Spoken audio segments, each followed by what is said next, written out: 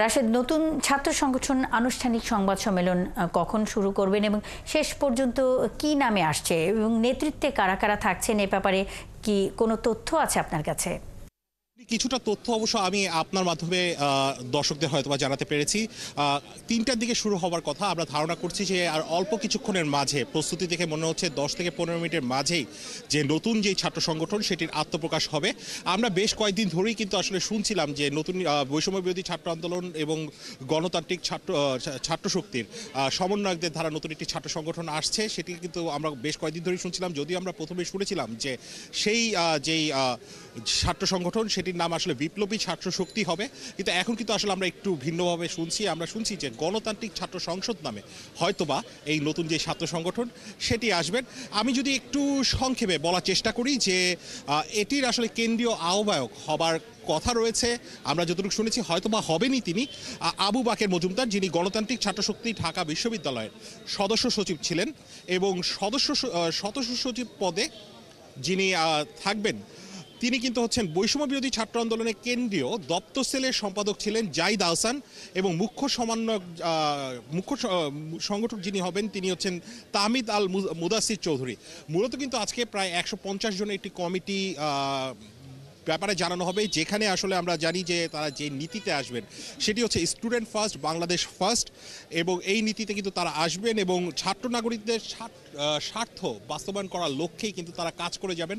কোনো রকমের কোনো লেজুর ভিত্তিক কাজ আসলে তারা করবেন না। তারা বলছেন যে তাদের যে ছাত্র সংগঠনটি হতে যাচ্ছে সেখানে কিন্তু গণতান্ত্রিক প্রক্রিয়ায় নেতা নির্বাচন করা হবে। আপনি বলছিলেন যে সাধারণত আমরা দেখেছি যে বৈষম্য বিরোধী ছাত্র আন্দোলনের সময় অনেক ছাত্রলীগের লোকজন কিন্তু আসলে পদত্যাগ করেছেন।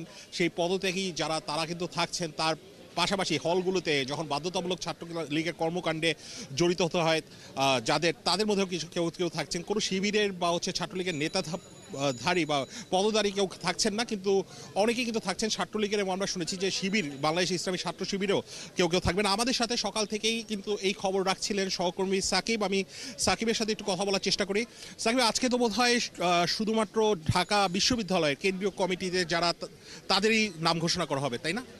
হ্যাঁ, ঠিক আপনি যেমনটি বলছিলেন যে ঢাকা বিশ্ববিদ্যালয় শাখা এবং কেন্দ্রীয় কমিটি ঘোষণা করা হবে, এবং পর্যায়ক্রমে কিন্তু অন্যান্য যে ক্যাম্পাসগুলো রয়েছে সেগুলোতে ঘোষণা করা হবে।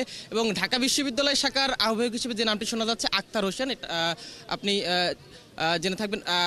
তিনি আব্দুল কাদের হচ্ছেন, তিনি বৈষম্য বিরোধী ছাত্র আন্দোলনের একজন গুরুত্বপূর্ণ সমন্বয়ক ছিলেন এবং 9 দফা ঘোষক তিনি ছিলেন। এবং পাশাপাশি সদস্য সচিব হিসেবে ঢাকা বিশ্ববিদ্যালয়ের যে নামটি শোনা যাচ্ছে মহির আলম, তিনি ছাত্রলীগের সঙ্গে যুক্ত ছিলেন এতদিন, যদিও তিনি কোনো পদে ছিলেন না। বৈষম্য বিরোধী ছাত্র আন্দোলনে তার সক্রিয় ভূমিকা লক্ষ্য করা গেছে।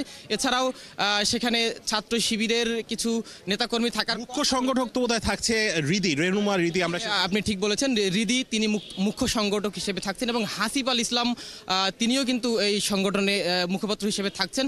পাশাপাশি অন্যান্য ছাত্র সংগঠন থেকেও এখানে থাকার কথা রয়েছে, এবং সাধারণ শিক্ষার্থীদেরও একটা বড় অংশ থাকবে বলে আমরা ইতিমধ্যেই জানতে পেরেছি, যদিও সবকিছু এই সংবাদ সম্মেলন থেকে নিশ্চিত করা হবে। এবং একটি বিষয় জানিয়ে রাখি যে এই ছাত্র সংগঠনে আপনি একটু আগেই বলছিলেন যে এটি কোনো লেজুর ভিত্তিক ছাত্র সংগঠন হবে না, অর্থাৎ কোনো মাদার সংগঠনের আনুগত্য তারা করবে না বলে ইতিমধ্যেই তারা জানিয়েছেন। পাশাপাশি এখানে বেশ কিছু নারী সদস্যদের উপস্থিতি থাকবে বলে আমাদেরকে নিশ্চিত করা হয়েছে। অসংখ্য ধন্যবাদ সাকিব। আমি আপনাদের কাছ থেকে আসলে রাশেদ আনিস, আপনি আছেন সেখানে, খবর রাখতে থাকুন। নিশ্চয়ই পরবর্তী সংবাদ সংযোগে আপনার কাছে আমরা আবারও ফিরব। দর্শক, বৈষম্য বিরোধী ছাত্র আন্দোলনের সাবেক সমন্বয়কদের উদ্যোগে নতুন ছাত্র সংগঠনের আত্মপ্রকাশ আজ ঢাকা বিশ্ববিদ্যালয়ের মধুর ক্যান্টিন থেকে। সবশেষ খবরাখবর নিয়ে রাশেদ আনিস যুক্ত ছিলেন।